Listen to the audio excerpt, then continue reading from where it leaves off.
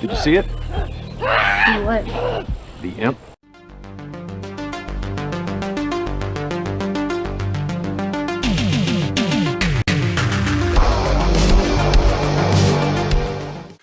Hi, this is the Professional Amateur Hour coming to you with another review. This week, I checked out Beowulf, and this 2022 movie was directed by David Axe and stars Jennifer Hill, Josh Kern, Cleveland Langdale, among others, of course. The story of this movie follows Beowulf. Actually, this movie is just kind of like a gendered swap version of Beowulf. And so there is this town in Denmark, and they are, terrorized by this monster Grendel. So they hire Beowulf to, get rid of the monster and whatnot. But what will happen exactly? You'll have to watch the movie and find out. Alright, so let's discuss this movie. Well, what works with this movie? Well, I gotta say, I had a lot of fun with this movie, actually. I think it comes down to the script. The script is just well written and clever, I thought. Like, one clever thing that happens is, like, Beowulf is going to be paid by this town to get rid of Grendel. And so her team goes over to Grendel and they say, hey, we're paid to get rid of you, so why don't you just leave and we can give you some of that money that they're paying us. And I thought that was just clever and interesting to put in there. I never would have thought of that for sure. And so there's lots of fun things in the script that just make it work.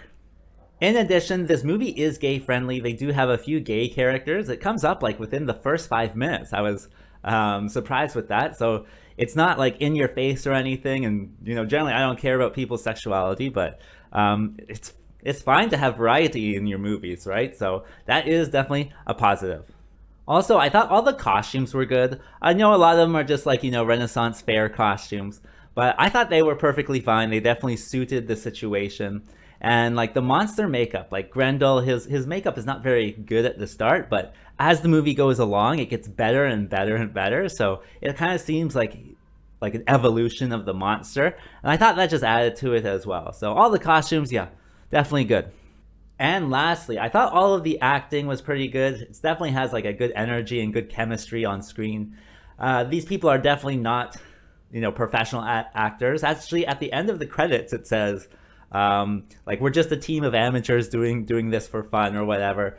And they also said that they did it during the pandemic. So it turns out this is a pandemic movie. They just shot, 10 days in the woods while everything was going on.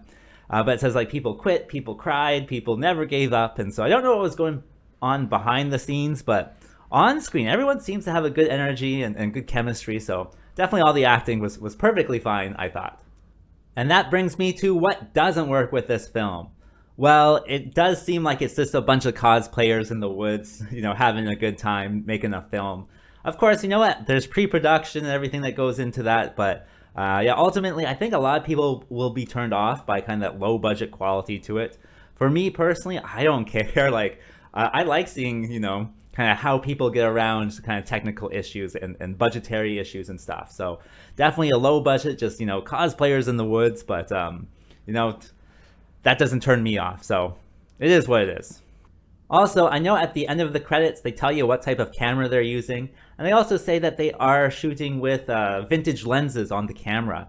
And I just kind of think that makes like the whole film kind of look soft and not sharp at all. And so I definitely think that was kind of a mistake. There's also, like with the shots themselves, there's always something like in the foreground that's out of focus, like a tree or something. I think I would have lined that up a little bit better, so yeah, just some things to think about.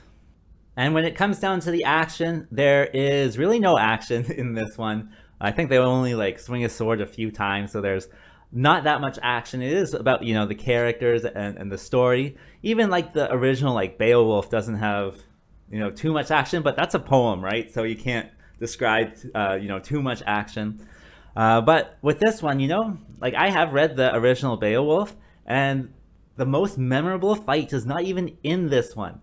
The most memorable fight for me is when Grendel and Beowulf fight, but Beowulf is naked, and so there's no naked fight in this one. I was really disappointed. I was looking forward to that, but yeah, there was no naked fight in this one. So as a literature major, maybe that might turn you off a little bit, but it does have like a fun script though, so it shouldn't be too much of a problem. But when it comes down to it, at the end of the day, I ask myself, like, did we need this? And the answer was no, right? We never really needed a gender swap version of Beowulf, but you know, it's a lot of fun, I thought. So there are trade-offs, I would say. So who would I recommend this movie for? Well, I gotta say, if you like, you know, D&D, Dungeons and Dragons, if you play that game, or if you watch, you know, little shorts about that game, I would definitely say check this one out. It's definitely probably going to be right up your alley. It's a great, fun little story, and also, like, I don't know, interesting as well, and can give you some ideas for your own D&D campaign. So definitely check it out if you're one of those people. I only really watched this because I was on Tubi and I was like, oh, what is this, like, new movie? And I turned it on, so I thought it was really good, actually. So definitely watch it if you're into fantasy. As for a rating, I'm going to give it the better than average score of 6. And having said that, I think that's all I wanted to say. So like and subscribe, and I'll see you next time.